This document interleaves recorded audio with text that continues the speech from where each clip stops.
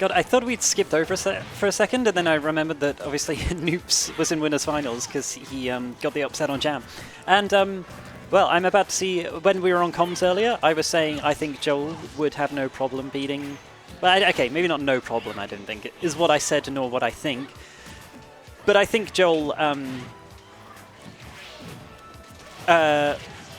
will be a bit of a brick wall in Jam's kind of solo Byleth run this tea time. Just because Jole and Jam have close sets anyway, when Jam's on his main, which is Ike, and now he's playing a character he's not very familiar with, but I think Corrin's game plan is I guess it's not exactly the same, but I just feel like Joel's good enough that I can't see him having too much trouble here. That being said, percentages are nice and even at the moment. God, I just realized we still have the WarioWare medley on for some reason. Unless it just came on random. But,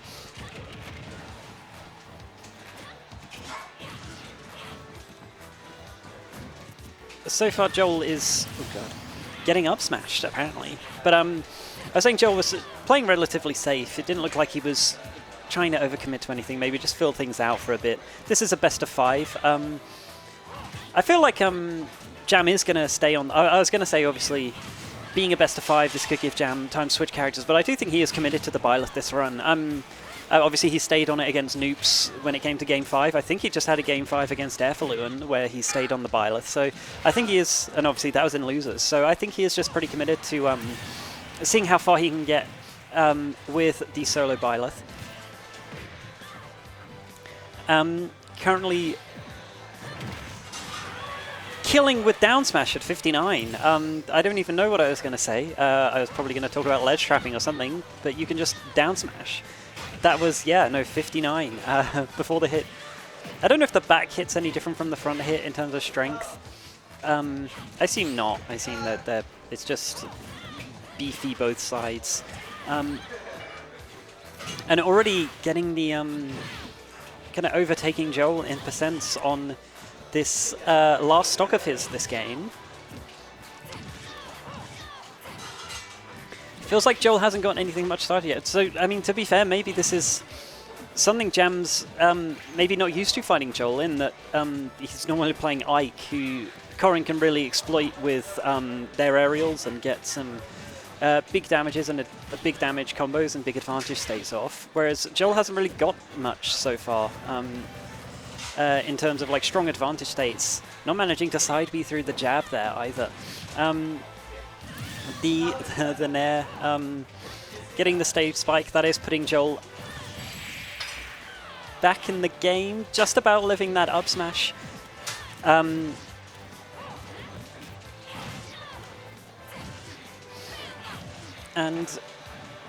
we'll have to see what Jole can do here. I mean, already Jam is at kill percent. This is Corrin. That pin would have killed. A back air in that situation would have killed. Jole is in the corner. Oddly enough, opting to roll behind in the corner there. That's a very Jole maneuver. And I think that's the game. That's, yeah. It's Falcon Punch that stuns you. So, yeah. Nice early stock there by Jole. That was, yeah, no. Corrin neutral B really is broken. I think that move's still underrated. I think that move really is really good. Because even if Jole guessed wrong there, he wouldn't have got punished at all. In fact, other scenarios, he like the bite still would have like hit, like get up attack and neutral get up range. If even if Jam had managed just like neutral get up shield, it does a lot of shield, stun, and damage. God, that's the like third time I've seen Jole open a game today with just running in and dash attacking, which I don't see that being worth it as Corrin of all characters. I'm not a I know Deltaros thinks that like dash attacks may be underrated. I don't see it. At least not on a character who has pin. But what do I know? I did use to secondary this character, to be fair. But I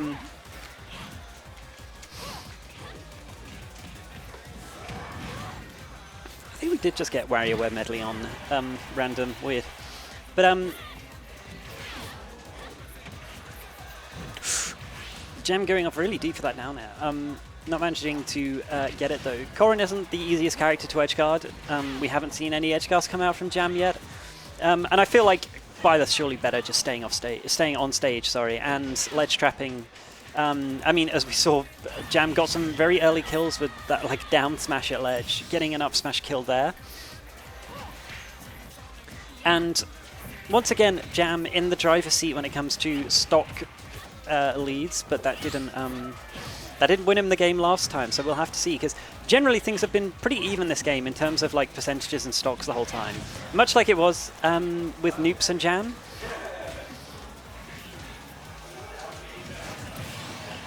Jole answering back, only got 25% taken in that time, so sitting nice and pretty. That pin already doing 16, although god, that up B combo does a lot of damage.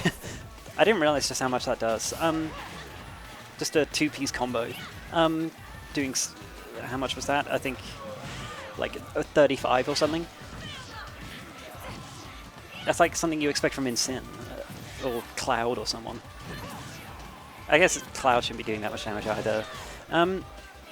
And Jole doing that signature back air that Corrin is known for. It's the funny thing about Corrin back air is it's like Corrin's only edge guarding move, but also it's completely broken. So I've said it before, but it lingers, it auto spaces, it's ridiculously strong, it's massive.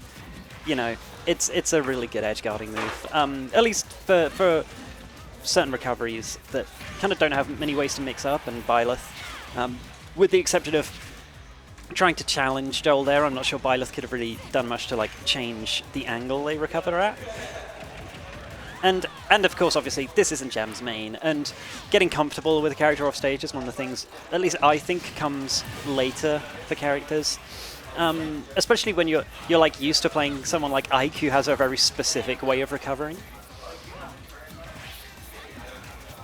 Jole, sitting nice and pretty here with a nice 150% lead on this last stock. Byleth can kill early, and obviously Rage will potentially play a factor here, but Corrin is good at killing. They have a lot of safe ways to kill. So if Jole just plays it nice and safe and calm, I'm sure he can just close us out with an up air or a back air or a pin. So far, Jam hasn't had the opportunity to kind of get any momentum going. This stock, even the hits he has got, haven't amounted to anything other than just a throw, as we saw there. And that should be it to up throw, yeah. I know Byleth's potentially slightly heavier than I realized, but it's still not living that up throw at that percent. And Jole already 2 games up. Not a nice position to be in as Jam when you're playing a character you're unfamiliar with, and now you have to make the reverse 3-0 gauntlet. So, so far, I think safe to say I was maybe right in my prediction that Jole would beat Jam's Byleth nicely.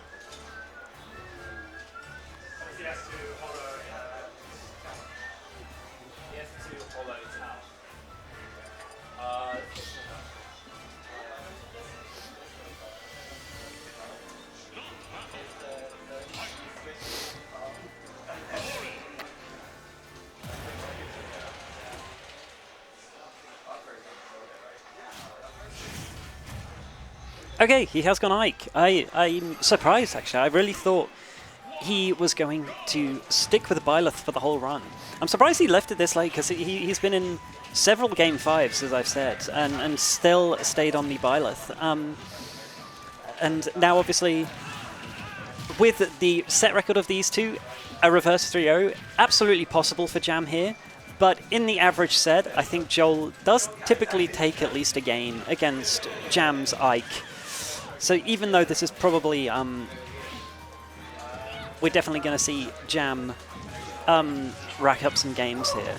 Whether or not he racks up 3 unanswered from Jole is obviously another question. maybe this is just some intense training for Jam's Ike. This is like the hyperbolic time chamber. Jole go for a very tenacious up smash read on that side B recovery there. Percentages looking much like they were in the last couple of games on this first stock.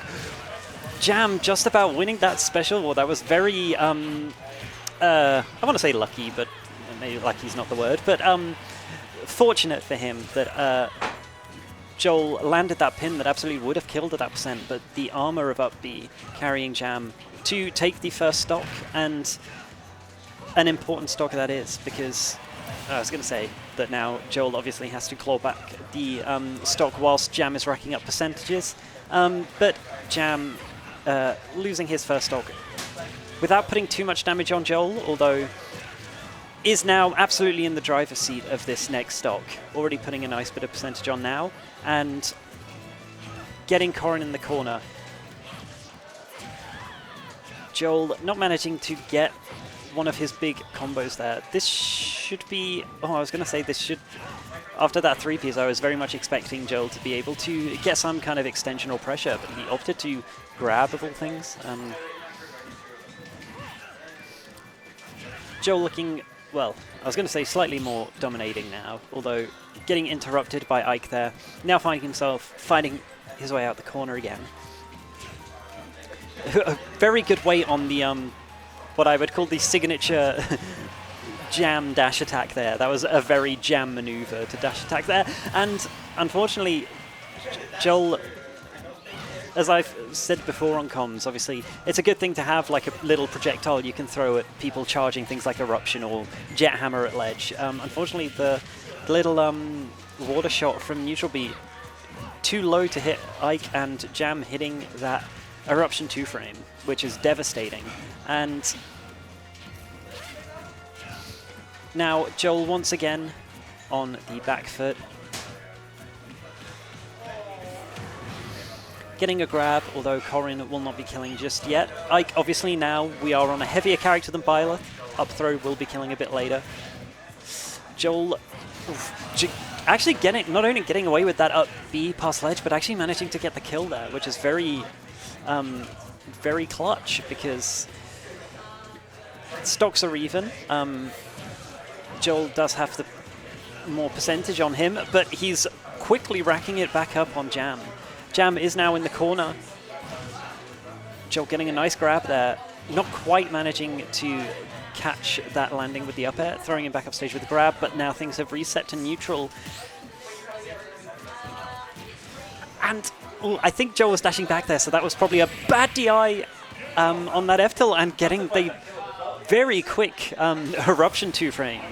Jam is very good at hitting those, and I can't tell if that move is just insanely broken at 2-framing, or Jam's just very good at hitting it. Most likely both. It is a huge move that I assume at least looks like it lingers for quite a good while. So, although that was a very kind of weird lineup. He did a turnaround Eruption from the air and still managed to hit it, which is actually quite surprising.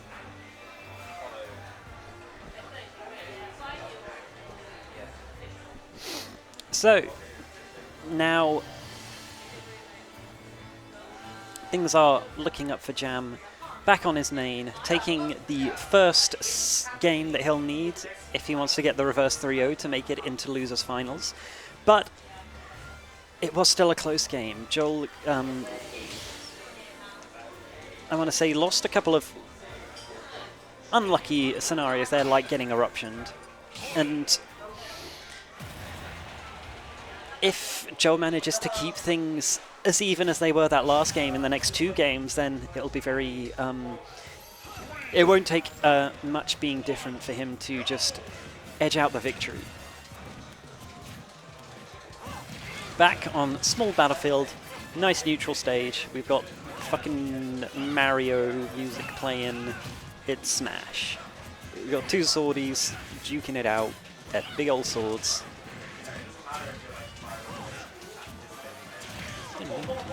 I do like all the, I guess they've just decided big band is like Mario's thing now. Like that's just Mario's music is big band. Because there's a lot of like, I mean, there's a lot of like genre diversity in Mario Kart World. The music's really good in that game, and they've done a really good job. But I feel like a lot of the kind of remixes of like classic songs are always given like a bit of like a big band touch up. Anyway, F-Till taking that first stock from Jole. Things looking a lot more in Jam's favor than they were last game. But easy come, easy go. That pin taking a very nice early stock there. Exactly what Jole needs. That would really, I think that should really light a fire under him, because that was looking a bit dire based on just, not dire, but based on how the last games have been going. Just kind of not keeping the like stocks and percentages as even as they had been, but still managing to answer back quickly. I feel like that happens a lot in games with Jole and Jam, is that stocks will like miraculously remain pretty even. Like even if one player's on like 30%, somehow they'll still die just to make the stocks even, and it always happens in like the stupidest way. So once again, here we are, uneven stocks. Things are looking up for Jam as he has the percentage lead and was ledge trapping, but Jole managing to weasel his way back into center stage and getting another nice early kill with that F smash. That is 2 sub 100 kills on, at least sub 100 before the hit on Ike, which is a big deal. That's exactly what Jole needs.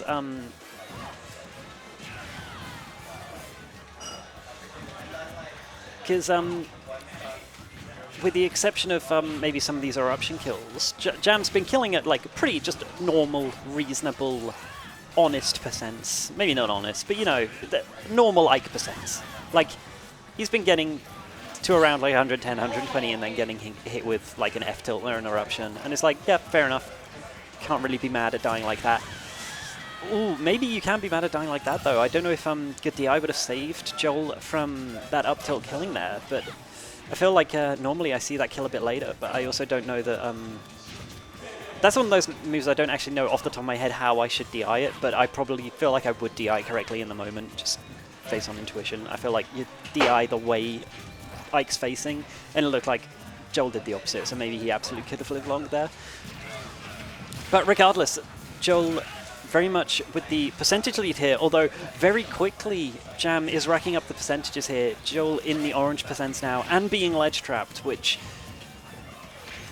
is where Jam wants Jole right now, and now he's off stage without a jump, managing to get back just fine though. But now having to still find a way to reclaim stage against this naring machine. A very nice jump read there that absolutely could have cost Jam the game, and reading the jump with an up air, and unfortunately Jam not managing to claw his way back after the Byleth games with his main. And now Jole is going into losers finals against Noobs.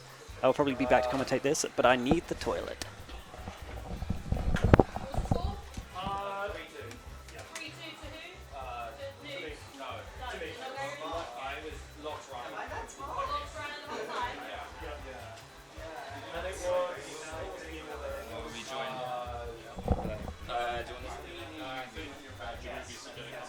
Oh, okay, fair enough.